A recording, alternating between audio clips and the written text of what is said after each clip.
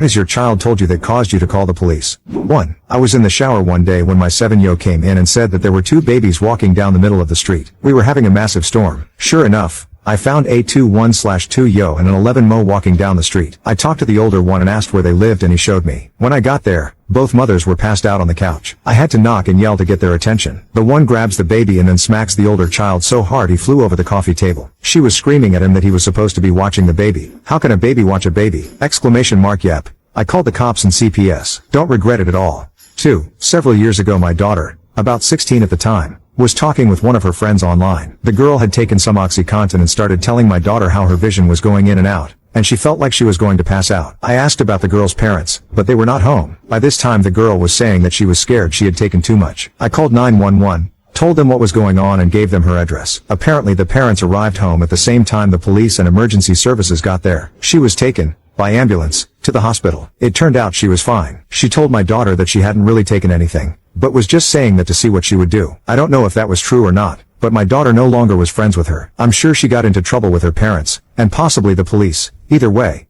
3. I have 13 kids. I have always wanted a big family. I adopted one from China. She is deaf and the sweetest 5-year-old ever. We adopted her when she was 3. We get a few racist remarks because we are black and she is Chinese. They think she needs a Chinese family to have a good life. She is happy with us. So nope. She can't talk because she is completely deaf and no hearing aids or a cochlear implant will help. She will be deaf forever, unless there is something invented in the future that helps. She is able to say mama because she reads our lips and tries to copy the shape our lips make and make sound. That's the only word she can say. She came home from school one day. Since she can read lips really good, she is in a hearing school, but in a special class for deaf people or hard of hearing people. She told her siblings, my daughter is only 5 so it's hard for her to put words together by spelling it out. Her teacher was telling her that she brought COVID into this world and that she was sick with it because it started out in China. She was only 2 when COVID started. She didn't even fully understand about COVID. The teacher believed every Chinese person had COVID, no matter how old or young. Since my daughter had COVID she wasn't allowed to go to lunch that day and eat. She wasn't allowed to learn with the class, and she wasn't allowed to go outside and play. When they were learning,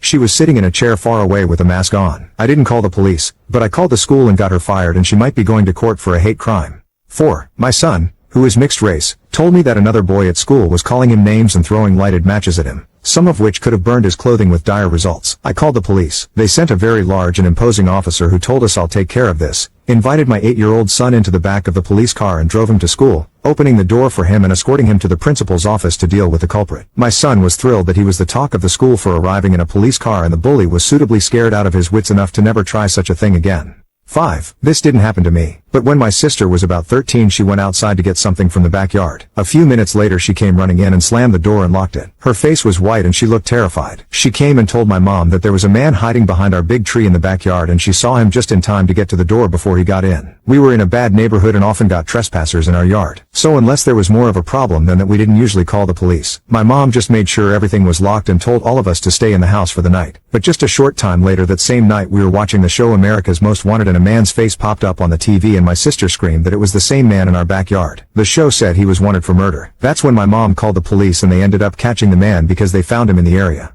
6. This is kind of the same thing but the school called the cops on me. This was during quarantine. I'm a senior so I've been applying for scholarships as most seniors do. I was applying for multiples. I looked up some facts about different illnesses and the crisis hotline and the nation's suicide prevention hotline. I started to get tired and went to bed no biggie. So the next day I'm doing homework and chores and I was having a bad migraine and my knee injury was killing me. I took some Tylenol and took a nap. I woke up around 8:30 and went to go eat dinner. At around 9 I see my dog looking out the window getting jumpy so I look out the window and sure enough there are police cruises outside my house. As a typical teenager I'm flipping out like oh my what are they here for, oh boy I'm in so much trouble. They pull my mom outside and talk for about 5 to 10 minutes then she comes inside and calls for me. The cops was like hi are you Savannah? I'm like yeah hi. He goes how are you feeling? I'm like tired sick my head's pounding and got a hurt knee but other than that I'm living the dream. He goes are you okay you're not hurt? I said no? Question mark. He asked like 5 more times before I said what's going on. He said the school called saying I was suicidal and looked up the suicide hotline last night. I explained what had happened and the truth behind it all and he laughed said okay sorry for the misunderstanding and left.